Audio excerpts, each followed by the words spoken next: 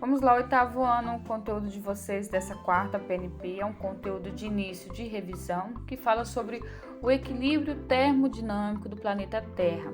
O que seria esse equilíbrio termodinâmico? É o equilíbrio que nós temos do planeta Terra da temperatura e da pressão.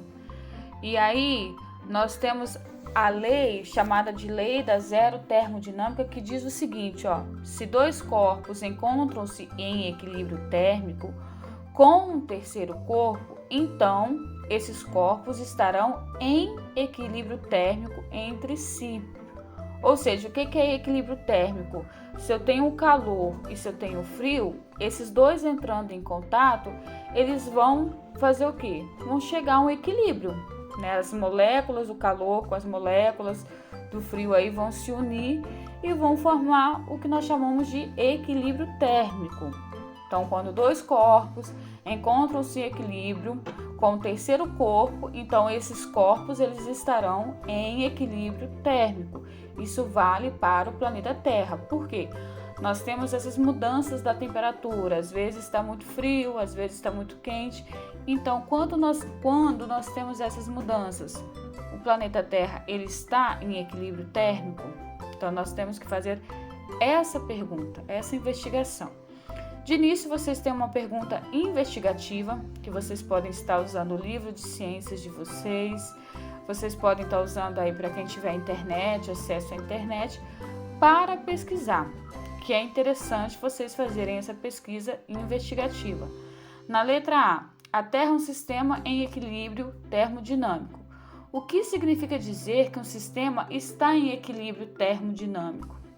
B. Quais são as fontes naturais emissoras de calor no planeta? As fontes naturais que nós temos na Terra. Quais são elas?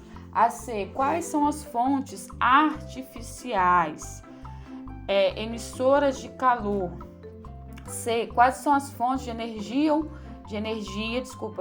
que atua sobre o planeta?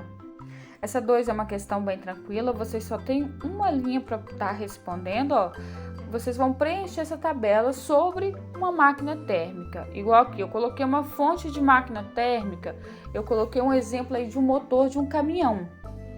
Ele é uma máquina térmica. Qual é a fonte de energia desse meu motor? Ele é uma energia aí de combustíveis fósseis, que é o petróleo. Qual é o trabalho que é executado nesse carro? Aí é o de movimento de engrenagem, sistema de transmissão, né? Aí, quais são os produtos da combustão? A combustão é essa que queima para gerar energia. Aí são esses que nós encontramos nos combustíveis fósseis. E a última, possíveis impactos no equilíbrio termodinâmico. Quais são os impactos ambientais que são causados por essa fonte de máquina térmica? E para dar continuidade ao conteúdo de vocês têm aí fontes de energia.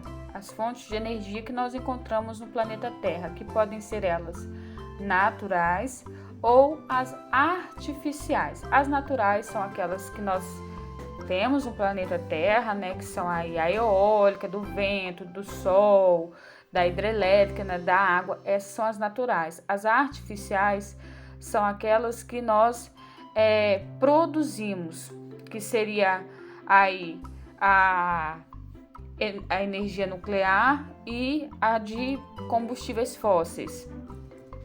Na questão 1 de vocês vão fazer uma pesquisa para mim nos livros de vocês de ciências, pode ser no livro de geografia, que esse conteúdo também tem no livro de geografia, ou para quem tiver acesso à internet.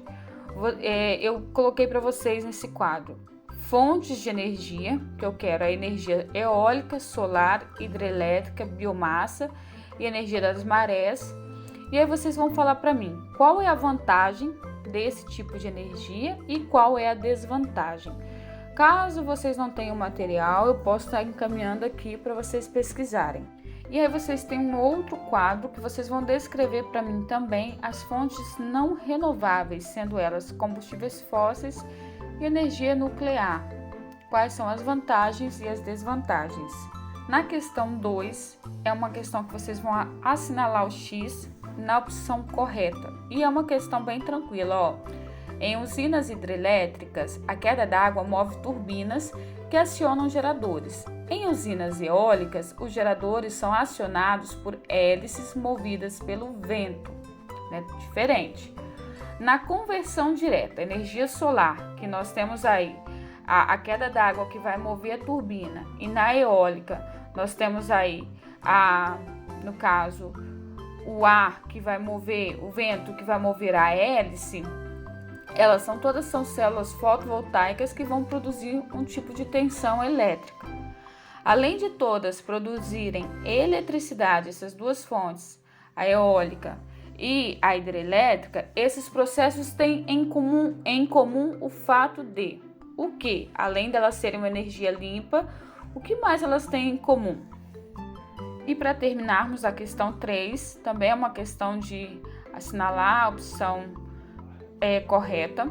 Vocês têm o seguinte questionamento, contexto. A procura por novas fontes renováveis de energia surge como uma alternativa importante para superar dois problemas atuais: a escassez de fontes não renováveis, sendo elas a nuclear e de combustíveis fósseis, principalmente do petróleo, e a poluição ambiental causada por essas fontes.